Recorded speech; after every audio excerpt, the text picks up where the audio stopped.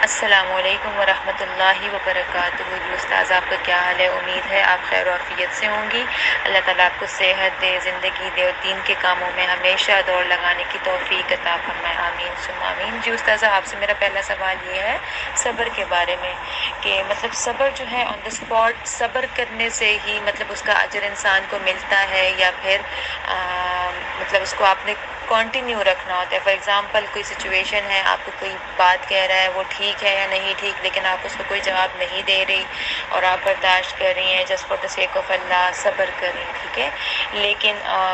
کچھ دن بعد گزر جاتے ہیں، آپ کسی کے ساتھ ویسی بات چیت کر رہی ہیں اور آپ کو وہ انسیڈنٹ یاد آ جاتے تو آپ اس کے ساتھ شیئر کر لیتی ہیں as a friend, as a relative, as a neighbour, کوئی بھی مطلب آپ سے بات چیت کر رہے ہیں، آپ ان کے ساتھ شیئر کر لیتے ہیں، تو کیا مطلب اس طرح شیئرنگ کرنے سے وہ صبر کا جو اجر اللہ سبحانہ و تعالیٰ نے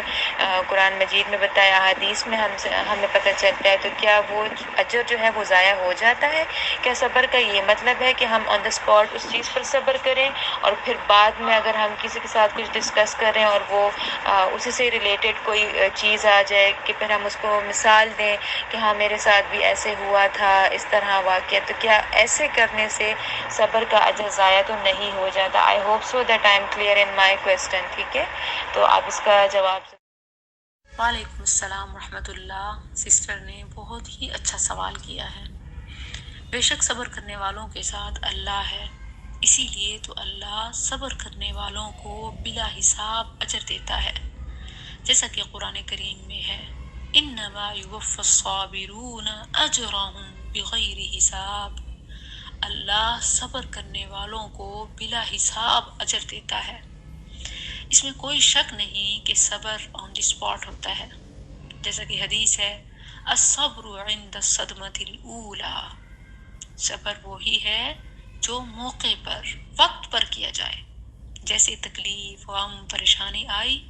فوراً سے صبر کر لیا، برداشت کر لیا اللہ کے لیے، تو وہ ہے صبر، کیونکہ بعد میں تو صبر سب کو آ جاتا ہے۔ آپ خود بھی اس چیز کو بہت اچھے سے بتا رہی ہیں کہ صبر کا اجر ہے اور صبر مصیبت پہنچتے پر ہی کرنا چاہیے، لیکن جیسے آپ پوچھ رہی ہیں کہ بعد میں میری تکلیف ختم ہو گئی ہے، کیا کبھی اس کا تذکرہ کر سکتے ہیں، ذکر کیا جا سکتا ہے؟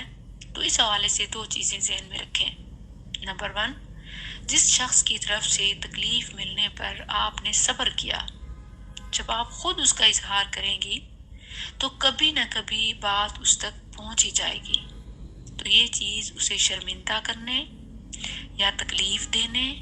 یا احسان جتلانے کے مترادف ہو جائے گی، جبکہ اللہ نے نیکی کر کے جتلانے سے، تکلیف دینے سے منع کیا ہے،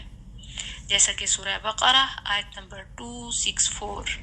رب العزت کا فرمان ہے، یا ایھا الذین آمنوا لا تبطلوا صدقاتکم بالمن والاذی، اے ایمان والو، اپنے صدقات کو جتلا کر اور تکلیف پہنچا کر ضائع نہ کرو۔ یاد رکھیں کہ صدقات صرف مال خرچ کرنا نہیں ہوتا، بلکہ ہر نیکی صدقہ ہے، جیسا کہ حدیث ہے، سبحان اللہ کہنا صدقہ ہے، الحمدللہ پڑھنا صدقہ ہے، بہت ساری چیزیں ہیں۔ تو کسی مسلمان کی طرف سے تکلیف پر صبر کرنا یہ بہت بڑی نیکی ہے، اسی لیے اجر پانے کے لیے اس کا اظہار نہیں کرنا چاہیے۔ اور پھر دوسرے نمبر پر یہ بھی یاد رکھیں کہ اس نیکی کا ثواب زیادہ ہے جو چھپ کر کی جائے، جیسا کہ وہ مشہور حدیث ہے، سبعۃ یظلھم اللہ یوم لا ظل الا ظلہ اللہ، کہ قیامت کے دن اللہ 7 قسم کے لوگوں کو عرش کا سایہ نصیب کرے گا، جس میں ایک قسم ان لوگوں کی ہوگی جو دائیں ہاتھ سے صدقہ کرتے ہیں تو بائیں کو پتہ ہی نہیں چلتا، یعنی اس قدر چھپ کر خرچ کرتے ہیں۔ تو جو نیکی چھپ کر کی جاتی ہے اللہ کے لیے، اس کا ثواب زیادہ ہوتا ہے، لہٰذا جو نیکی آپ نے کی، بہت بڑی نیکی صبر، اس کو پبلک کے لیے شو نہیں کرنا چاہیے، اظہار نہیں کرنا چاہیے۔ جی استاذہ، میرا نیکسٹ کویسچن ہے آپ سے کہ جس طرح قرآن مجید کی سورہ ہے، سورہ صافات، پارہ نمبر 23، اگر ہم اس کی تلاوت کرتے ہیں، اس میں غور و فکر کرتے ہیں، تو ہمیں پتہ چلتا ہے کہ اس میں ایک آیت کی بلکہ 2 آیتوں کی تکرار جو ہے وہ بار بار آئی ہے۔ ایک تو ہے الا عباد اللہ المخلصین، اور ایک ہے انا کذالک نجزی المحسنین۔ تو میری آپ سے ریکویسٹ ہے کہ کائنڈلی آپ ذرا تھوڑا سا بتائیں مخلصین کون سے ہوتے ہیں اور محسنین کون سے ہوتے ہیں، ان کی جو کوالٹیز ہیں with the reference of this سورہ ان کو ذرا ہائی لائٹ کریے گا، ٹھیک ہے؟ جزاک اللہ خیراً کثیرا۔ السلام علیکم ورحمۃ۔ سورہ صافات کی جن آیات کی طرف آپ نے اشارہ کیا ہے، الا عباد اللہ المخلصین انا کذالک نجزی المحسنین، پہلے الا عباد اللہ المخلصین کو دیکھ لیں کہ تقریباً اس سورت کے جتنے بھی رکوع ہیں، ہر رکوع میں سوائے پہلے رکوع کے اللہ سبحانہ و تعالی کسی بھی نبی کی قوم، جیسا کہ قوم ابراہیم ہے تو ان کی برائی نافرمانی کا ذکر کیا، اور پھر ان کی سزا کا، برے انجام کا ذکر کیا۔ اس کے بعد فرمایا الا عباد اللہ المخلصین۔ یہی پیٹرن پوری سورت میں آلموسٹ چلایا گیا ہے کہ کسی نبی کی قوم کا ذکر کیا اور پھر ان کی سزا کا نافرمانی کے بعد ذکر کیا، پھر فرمایا الا عباد اللہ المخلصین، مگر اللہ کے مخلص بندے برے انجام سے محفوظ ہوں گے، اور پھر اسی قوم کے نبی جو فرما بردار ہیں ان کے نام بھی منشن کر دیے کہ وہ مخلصین ہیں۔ تو سوال بالکل ذہن میں آتا ہے کہ مخلصین کی صفات کیا ہیں؟ انبیاء تو بالکل مثال ہیں، لیکن انبیاء والی صفات ہم اپنانا چاہیں تو کیسے اپنا سکتے ہیں؟ عقیدہ اور کردار میں شرک کی ملاوٹ سے بچ کر، جیسا کہ سورہ مؤمن جسے سورہ غافر بھی کہا جاتا ہے، اس میں اللہ سبحانہ و تعالیٰ نے یہی لفظ یوں فرمایا فَاعْبُدِ اللَّهَ مُخْلِصًا لَهُ الدِّينَ، دین کو صرف اللہ کے لیے خالص کر کے عبادت کرو، یعنی صرف اللہ کے لیے جب کرتے ہیں تو وہ خالص ہو ہی جاتا ہے۔ عقیدے میں، کردار میں جب ملاوٹ نہیں ہوتی، کوئی اور نہیں ہوتا، صرف اللہ ہوتا ہے، تو وہ اخلاص ہوتا ہے، اور ایسا کرنے والا ہی مخلص ہے، مخلصین میں شامل ہے۔ اور جب انا کذالک نجزی المحسنین کی بات آتی ہے تو وہ پیچھے جیسے الا عباد اللہ المخلصین سے پہلے نافرمانوں کا ذکر ہے کہ پھر استثناء کی گئی مخلصین کی، اور جب محسنین کی بات آتی ہے تو اللہ ایگزامپل دے رہا ہے انبیاء کی،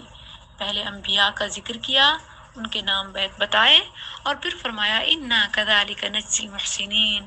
ہم نیکی کرنے والوں کو ایسی ہی جزا دیتے ہیں۔ انبیاء پر انعام کا ذکر کیا، پھر فرمایا کہ یہ انعام محسنین کے لیے بھی ہے، یعنی صرف انبیاء کے لیے نہیں ہے۔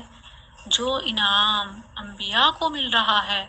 اگر وہی کوالٹیز، وہی کام لوگ کریں گے تو وہ محسنین ہیں۔ اور وہ کیسی چیزیں ہیں اگر دیکھا جائے؟ محسنین کون ہیں؟ مطلب ان شارٹ جیسے آپ پوچھ رہی ہیں کہ محسنین آخر ہیں کون،